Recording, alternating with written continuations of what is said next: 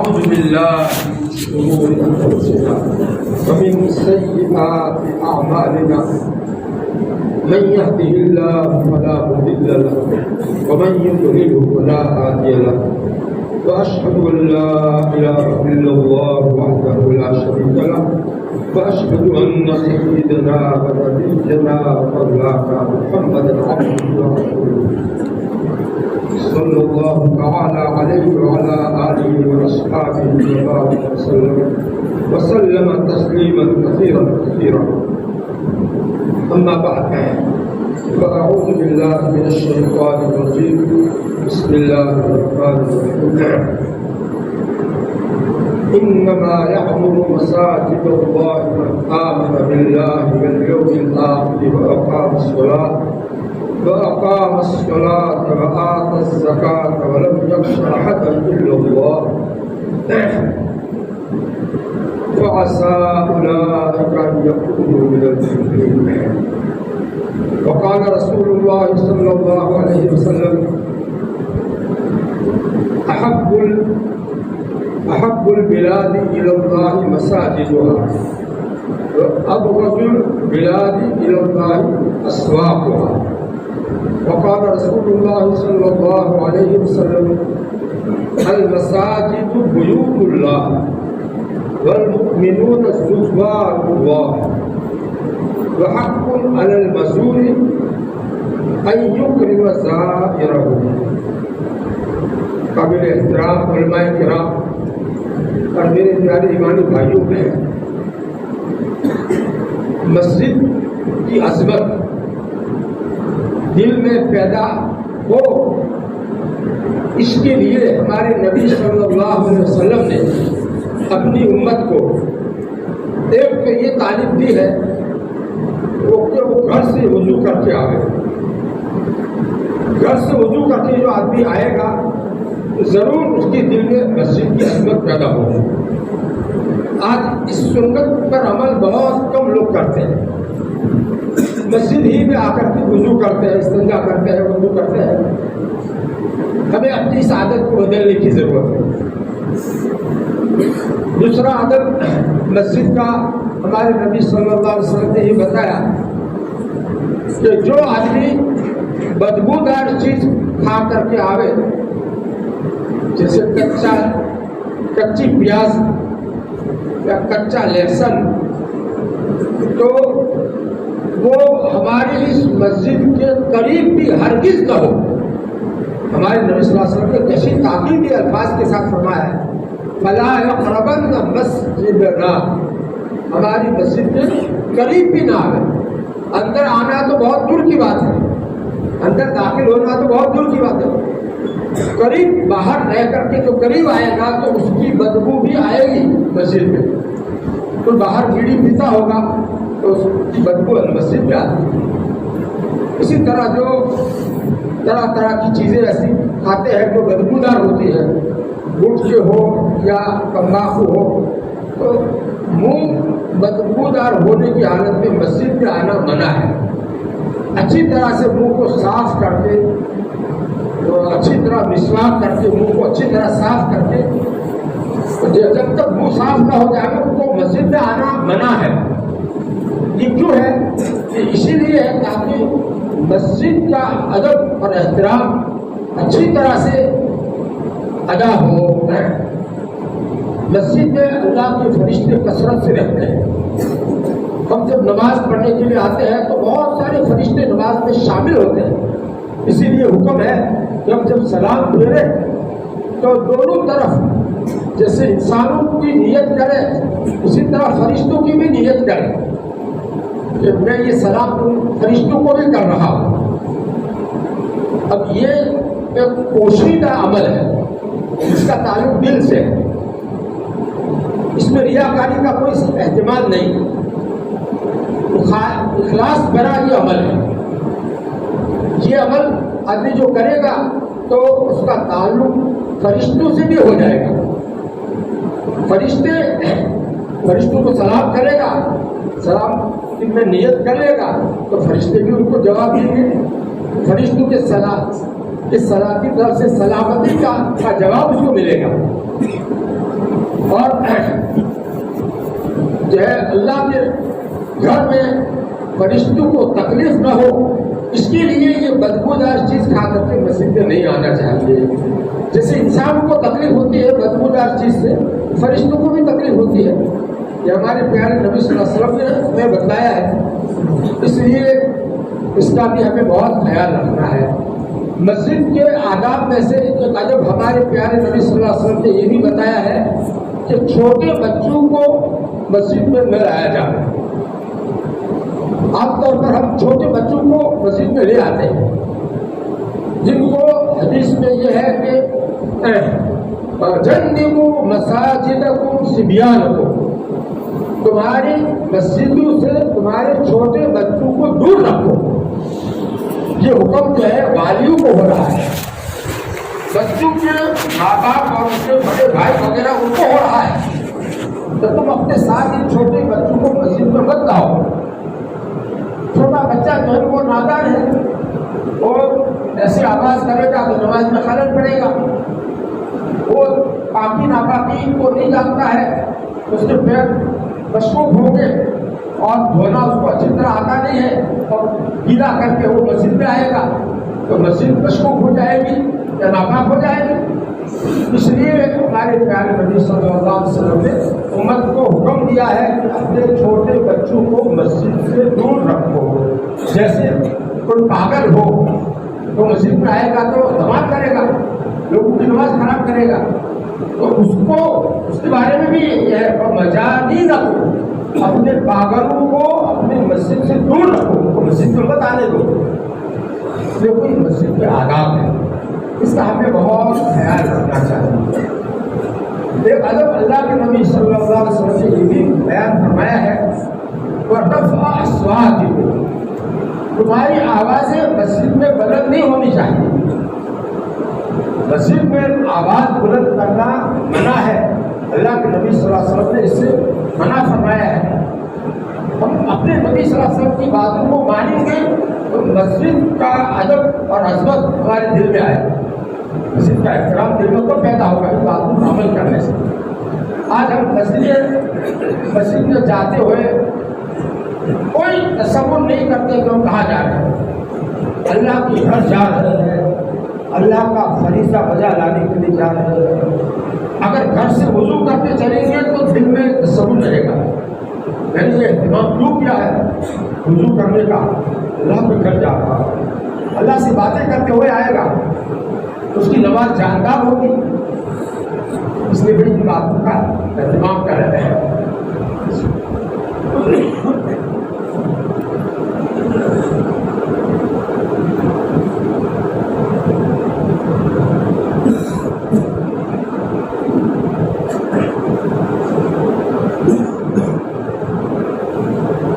اللہ کے نبی صلی اللہ علیہ وسلم نے ایک حدیث میں یوں فرمایا ہے کہ یاتی علی الناس زمان، لوگوں پر ایک ایسا زمانہ آئے گا یکون حدیثہم فی مساجدہم فی امر دنیا ہو، جو ان کی باتیں دنیا کے سلسلے کی باتیں وہ مسجد میں کیا کریں گے.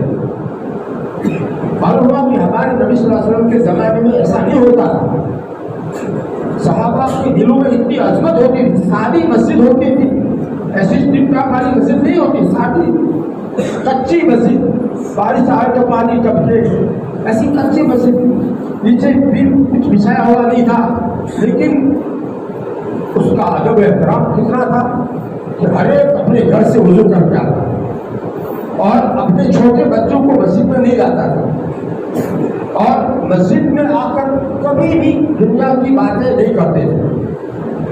دین کی باتیں تو کرتے تھے لیکن دنیا کی باتیں نہیں کرتے.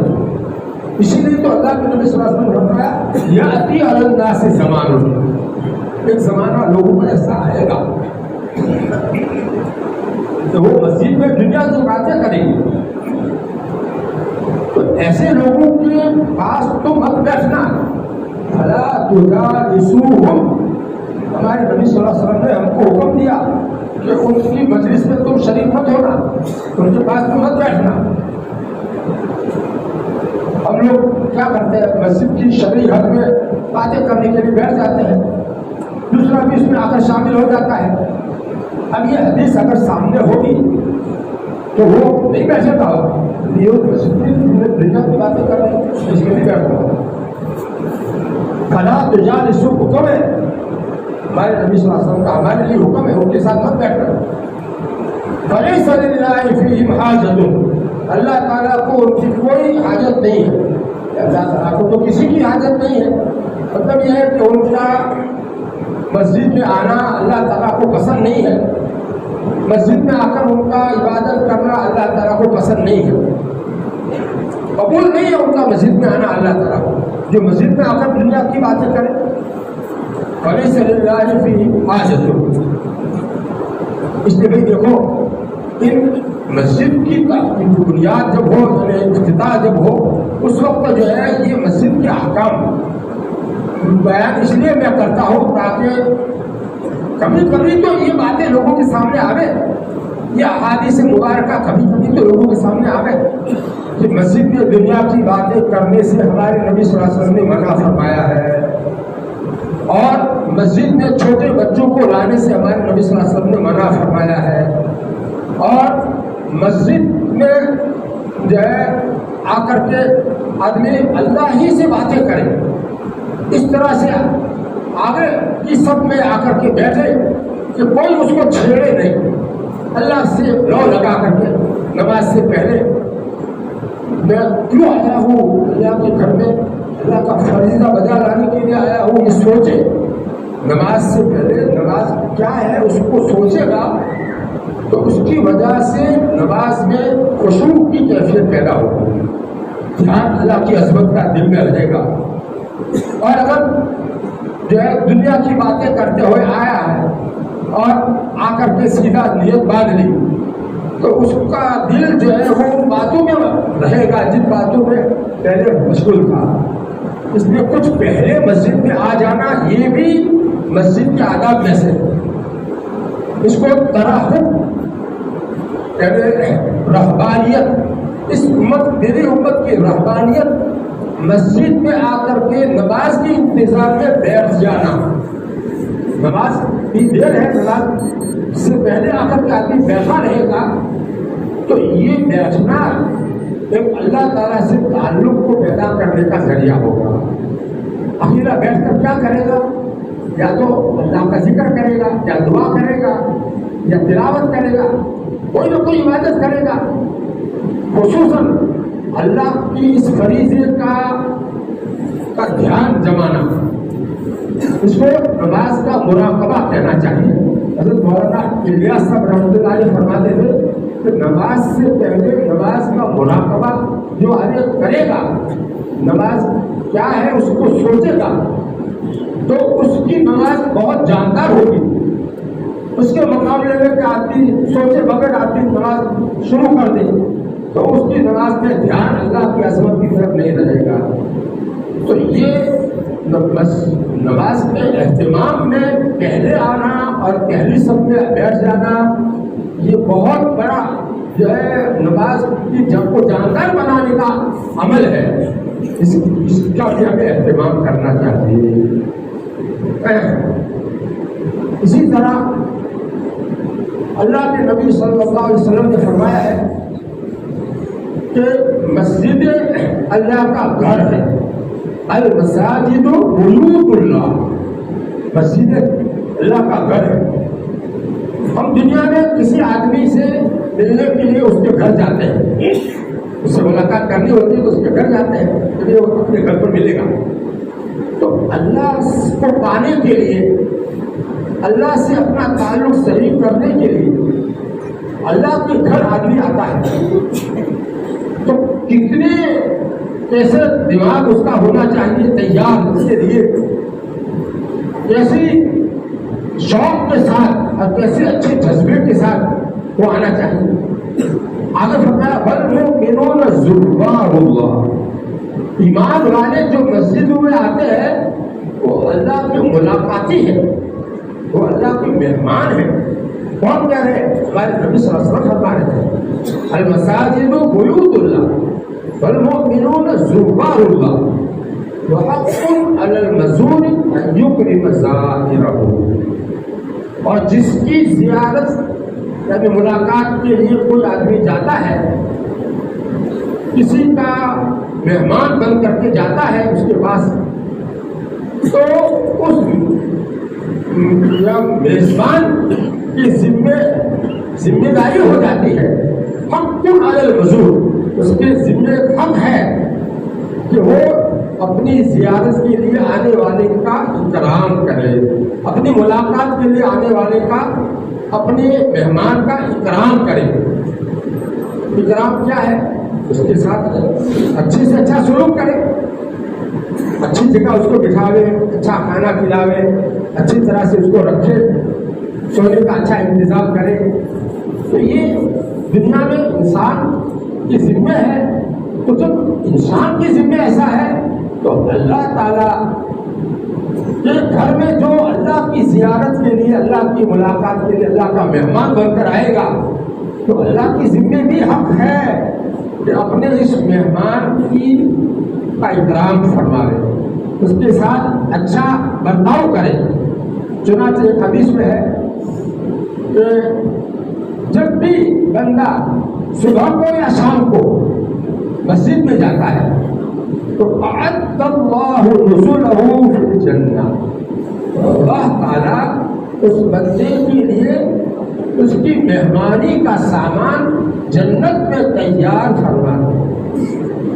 دن میں جتنی مرتبہ جائے گا ہر مرتبہ اس کے لیے الگ اس کی مہمانی اپنے شایان نشان اللہ تعالیٰ مہمانی کا سامان، اچھا کھانا، اچھا بنگلہ، اچھا جو ہے اچھی بیوی، اونٹ، اچھا باغ، اچھی پینے کی چیزیں، ساری چیزیں اللہ تعالیٰ اس کے لیے تیار کرتے ہیں. جب ہم اللہ کے حکم سے، اللہ کے فضل سے جنت میں پہنچیں گے تو وہ سب پوری زندگی میں جتنی بار ہم مسجد میں گئے ہوں گے ہر مرتبہ کی الگ الگ میزبانی کا تیار کیا ہوا سامان اللہ تعالیٰ ہم کو دے دیں گے.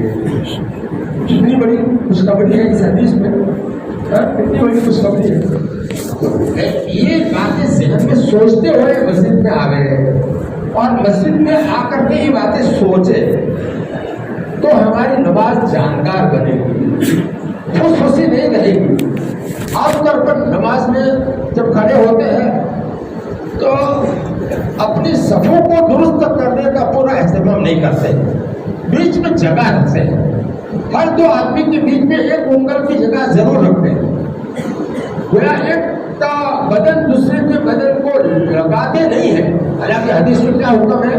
تراشو، ایک کا بدن دوسرے کے بدن سے ملا دو، لگا دو، یہ حکم ہے.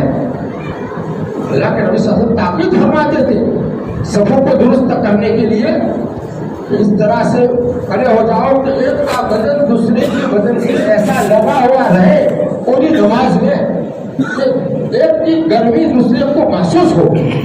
صرف کپڑا لگے ایسا نہیں، بدن کی گرمی دوسرے کو محسوس ہو. اس طرح سے کھڑا ہونا اور پوری نماز میں اس طرح سے کھڑا رہنا مطلوب ہے. اس کے بغیر ہماری نماز جاندار نہیں بنے گی. شیطان ہم کو وسوسے ڈال کر نماز میں سے باہر نکال کر لے جائے گا.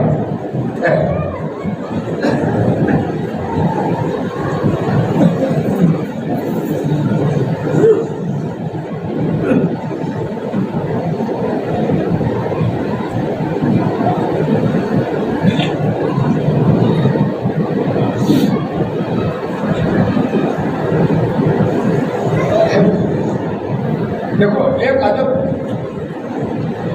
مسجد کا، اللہ کے گھر کا ایک ادب حدیث شریف میں یہ بھی بیان کیا ہے کہ جب تم میں سے کوئی مسجد میں داخل ہو تو فلیرکع رکعتین قبل ان یجلس، بیٹھنے سے پہلے 2 رکعت پڑھ لے. گھر سے وضو کر کے آیا ہے تو یہ 2 رکعت جو پڑھے گا اس کو تحیۃ المسجد کہتے ہیں.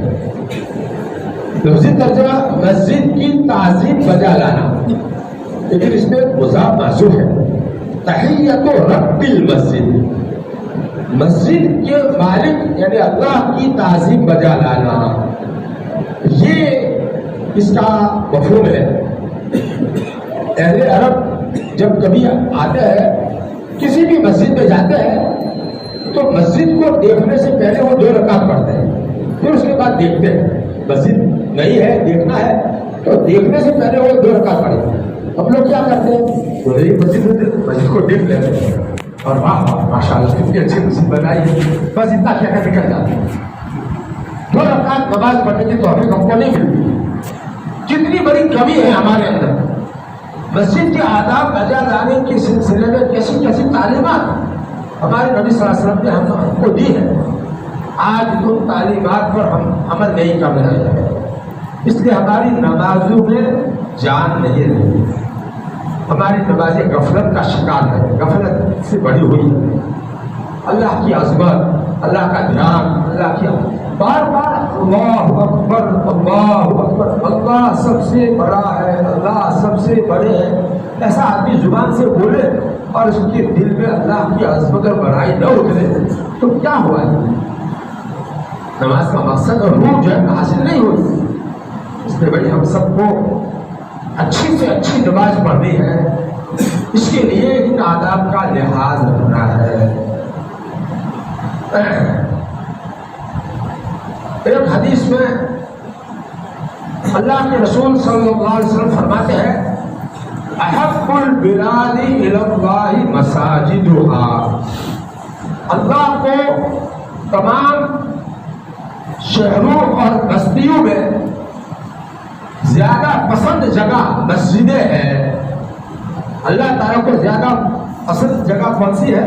مسجدیں ہیں۔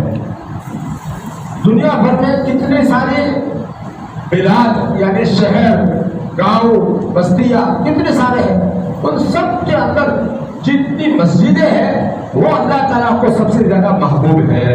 احب البلاد الی اللہ مساجد، دیکھو جب اللہ تعالیٰ سب سے زیادہ اس کو محبوب رکھتے ہیں تو ہمارے دل میں اس کی محبت ہونی چاہیے کہ نہیں؟ ہمارے دل میں اس کی عظمت ہونی چاہیے۔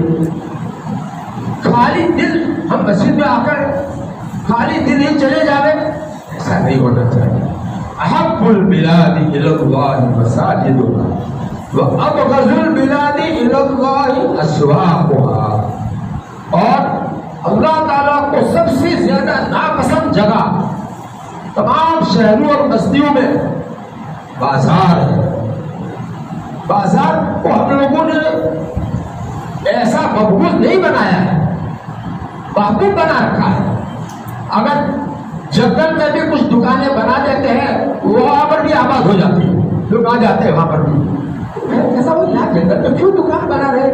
تو پھر کچھ دنوں بعد دیکھتا ہوں وہ آباد ہے، لوگ وہاں پر بھی پہنچ جاتے ہیں، حالانکہ وہاں شہر نہیں ہے، پہنچ جاتے ہیں۔ تو یہ تو ضرورت پوری کرنے کی جگہ ہے، بھائی ضرورت پوری کرو تو ٹھیک ہے، اور وہاں جا کر کے ہم سے کوئی گناہ نہ ہو۔ بازار میں عام طور پر اللہ کی نافرمانیاں ہوتی ہیں، خرید و فروخت میں آدمی جھوٹ بولتا ہے، دھوکہ دیتا ہے، عیب کو چھپا کر کے بیچتا ہے، یہ سب اللہ تعالیٰ کی نافرمانی کی باتیں ہیں، اس لیے وہ مقبول جگہ ہے۔ ہم جاوے بازار میں تو ارادہ کر کے جا رہے کہ وہاں ہم کوئی گناہ نہیں کریں گے اور اپنی ضرورت پوری کر کے آ جائیں گے، اور زیادہ وقت ہمارا مسجد میں گزاریں گے۔ اللہ تعالیٰ سے اپنے تعلق صحیح کرنا ہے، مضبوط کرنا ہے، اس کے لیے اللہ تعالیٰ نے مسجد ہمیں عنایت فرمائی ہے۔ اس لیے بھائی دیکھو یہ دنیا کی زندگی فانی ہے، کتنے لوگ آئے چلے گئے، ہمارے سامنے اسی گاؤں میں ایسے کتنے لوگ ہمارے جان پہچان کے رشتے دار چلے گئے، ہم بھی ایک دن چلے جائیں گے۔ ہمیشہ ہمیشہ کی زندگی مرنے کے بعد کی بنانے کے لیے یہ زندگی اللہ رب العزت نے ہم کو دی ہے، اور یہ بار بار نہیں ملتی، ایک ہی بار ملتی ہے، اور جب ختم ہو جاتی ہے تو پھر آدمی کچھ نہیں کر سکتا ہے، جو کرنا ہو اسی میں کرنا ہے۔ تو اس کے لیے مسجدیں اور نمازیں اور قرآن پاک کی تلاوت، اللہ پاک کا نام لینا، ذکر کرنا. ہماری مسجدوں میں تلاوت کا اہتمام تو ماشاءاللہ کرتے ہیں، نماز کا اہتمام بھی کرتے ہیں، لیکن ذکر اللہ کا اہتمام نہیں کرتے. حالانکہ اللہ کا ذکر کرنے کی کتنی بڑی فضیلت آئی ہے. کچھ لوگ بیٹھ کر کے جو ہے اللہ کرنے والے بھی ہونے چاہیے.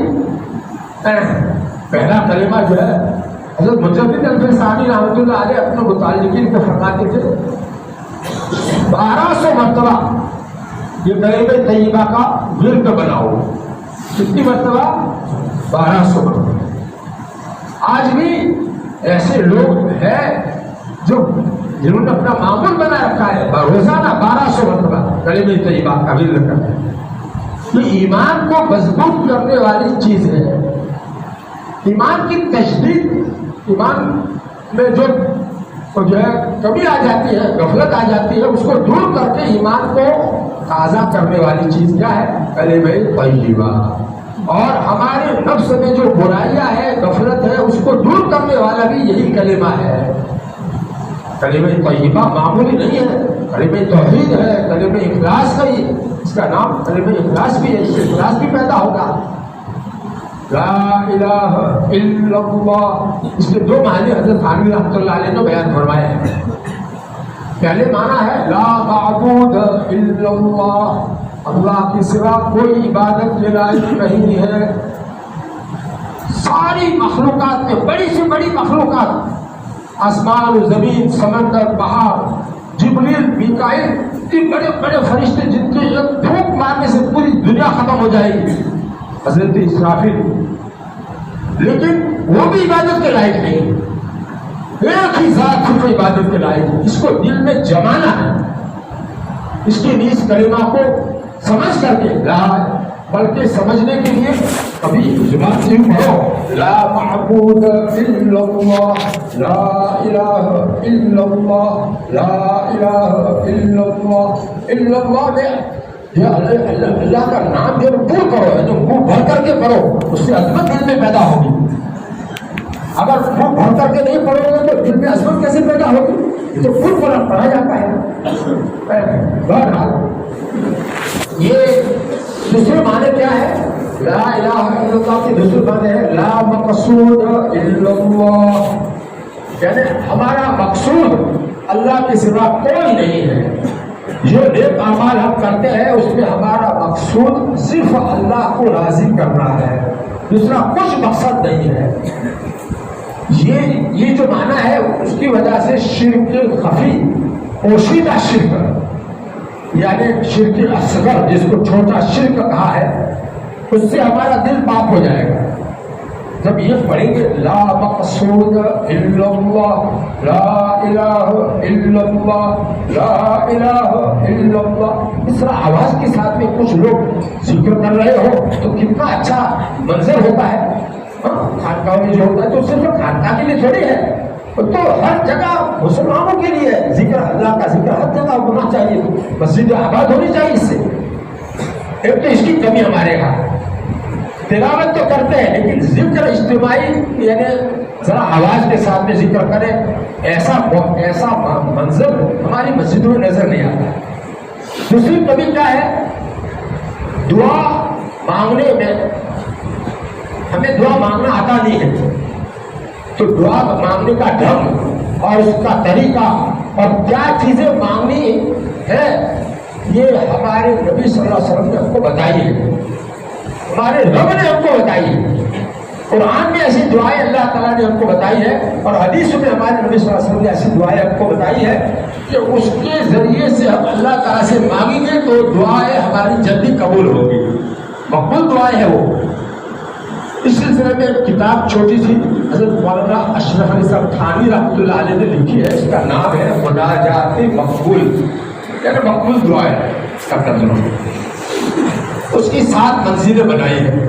تو ایک منزل اگر پڑھیں گے تو ہفتے میں وہ دعا والا حصہ پورا ہو جائے گا.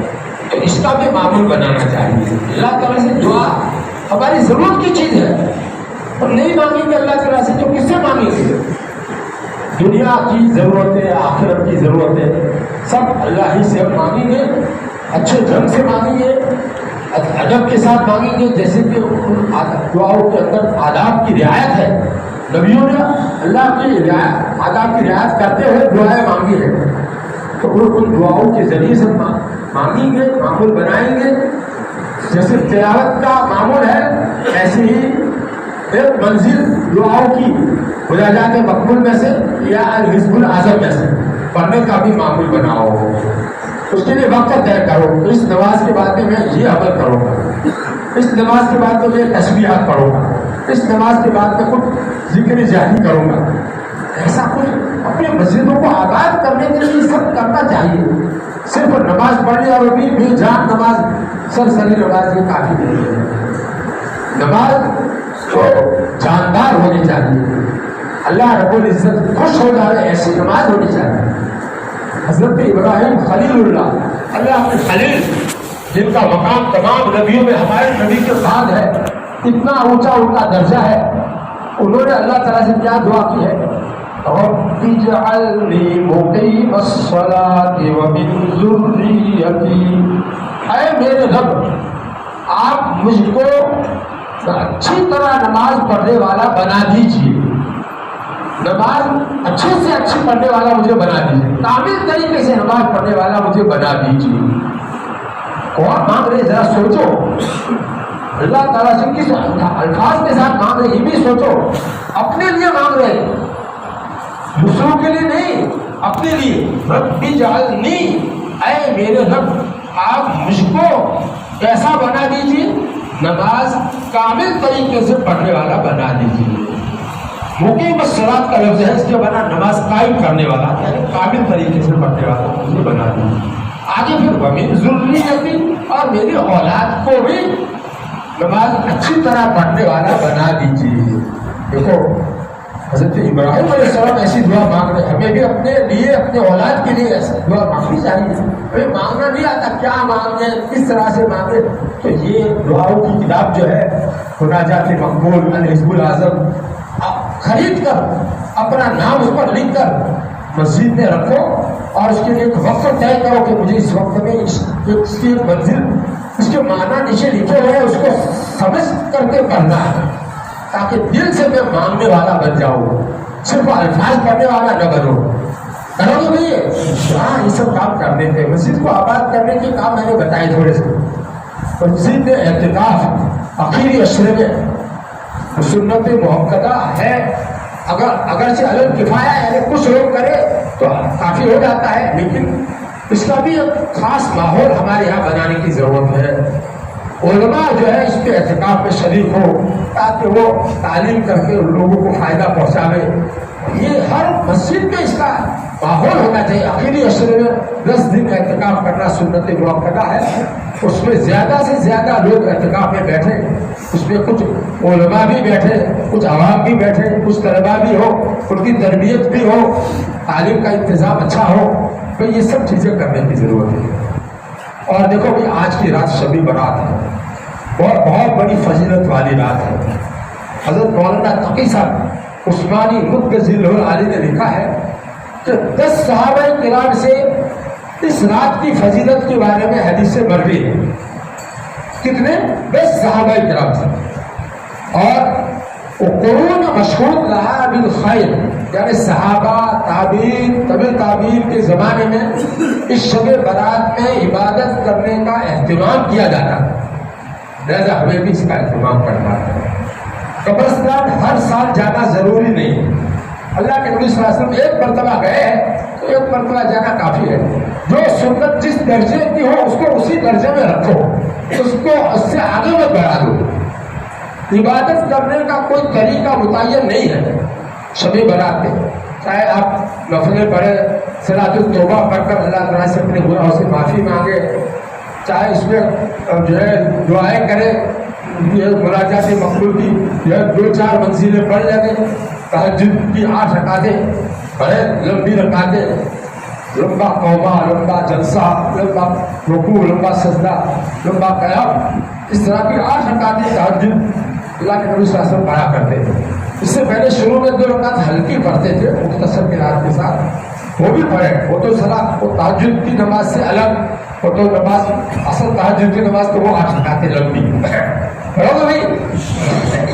آج کی رات میں جاگ کر کے یہ کام کر رہے ہیں۔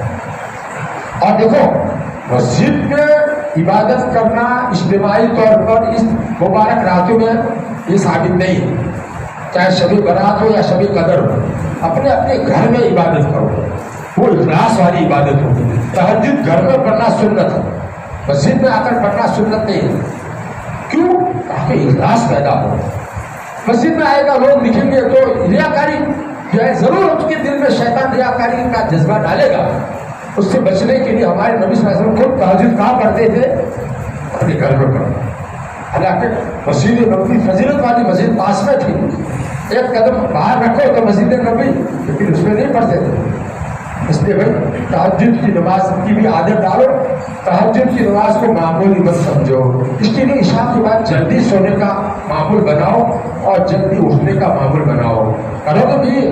ہاں تہجد بہت بڑی قیمتی نماز ہے۔